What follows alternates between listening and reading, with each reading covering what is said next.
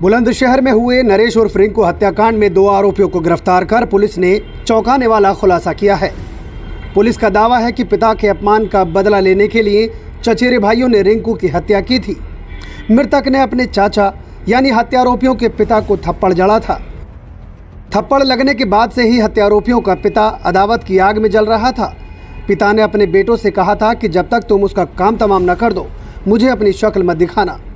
पिता के कहने पर नीरज और अर्जुन ने तीसरे भाई के साथ मिलकर इस वारदात को अंजाम दिया था।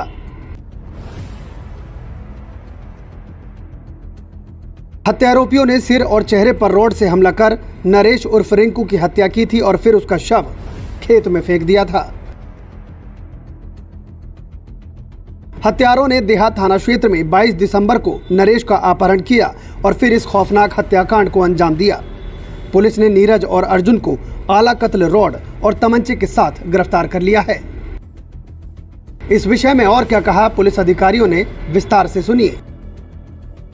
ये दिनांक 13 दिसंबर 2023 को हमें सूचना प्राप्त हुई थी कि एक व्यक्ति का शव गिनौरा शेख के जंगलों में पड़ा हुआ है। तत्काल मौके पर पुलिस पहुंची थी और उस मृतक की पहचान नरेश पुत्र महेंद्र सिंह के रूप में हुई थी।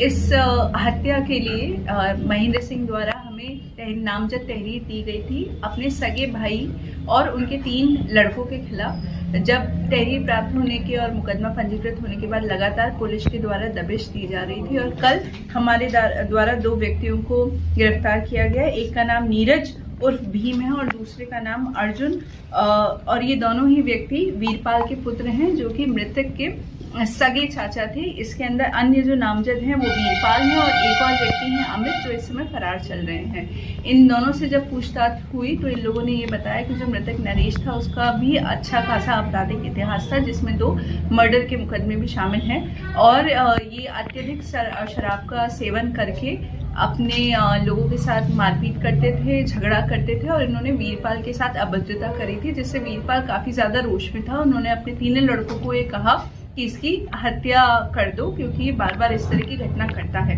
तो ये प्लान तरीके से एक ढाबा है इनका, रॉयल ढाबा हाईवे पर, वहां गए बोलेरो गाड़ी लेके। इन्होंने भी शराब का सेवन कर रखा था, नरेश भी शराब पी रखी थी उसने, और इन लोगों में फिर झगड़ा हुआ जिसके चलते उन्होंने उसके सर पे वार कर दिया जिससे वो बेहोश हो गया। फिर उसको लेकर ये बोलेरो में गिनौरा शेख तक आए।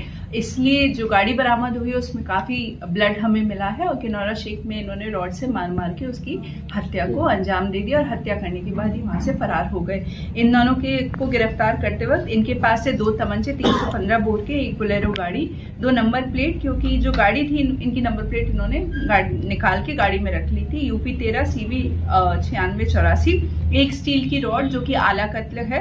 मृतक का पर्स इनके घर से बरामद हुआ है और इनके जो रक्त रंजित कपड़े थे दोनों आरोपियों के, नीरज और अर्जुन, ये भी इनके घर से बरामद कर लिए गए हैं। आज इन दोनों को न्यायिक अभिरक्षा में भेजा जा रहा है। मैम, कुछ लोग फरार भी हैं इसमें? हाँ, इसके अंदर 2 व्यक्ति फरार हैं इस समय। एक नीरज और अर्जुन के जो भाई हैं अमित, और दूसरे हैं वीरपाल जो इनके पिता हैं। जैसा आप देख सकते हैं अर्जुन का भी आपराधिक इतिहास है, इंक्लूडिंग इसमें इनके खिलाफ गैंगस्टर का भी मुकदमा 2004 में रहा है और जो दूसरे अभियुक्त हैं नीरज, उनका भी आपराधिक इतिहास है। टाइम 24 न्यूज के लिए बुलंदशहर से फिरोज मलिक की रिपोर्ट। मेरे चैनल को सब्सक्राइब करें और हाँ, बेल आइकन दबाना बिल्कुल ना भूलें।